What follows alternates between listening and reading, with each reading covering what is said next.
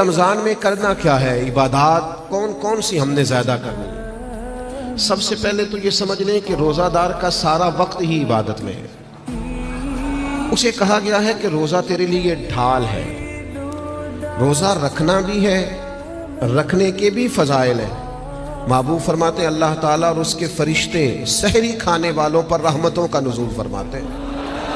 نہیں آپ کھانا ہی کھا رہے ہیں لیکن کھانا کھاتے کھاتے آپ پر رحمت ہو رہی ہے۔ اور حضور علیہ السلام نے فرمایا، اور ہمارا اور دیگر مذاہب والوں کا فرق یہ ہے کہ ہم سحری کھاتے ہیں اور وہ بغیر سحری کھائے روزہ رکھتے ہیں۔ یعنی سحری کھانا، اس کو اللہ کے محبوب علیہ السلام نے کتنا درجہ عطا فرمایا۔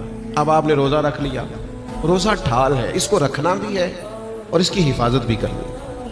تھوڑا سا اپنے آپ کو رمضان المبارک میں بدلنا ہے، روٹین کا کام نہیں کرنا۔ آپ نے روزہ رکھا ہے، اب آپ کو اس روزے کا محافظ بننا ہے۔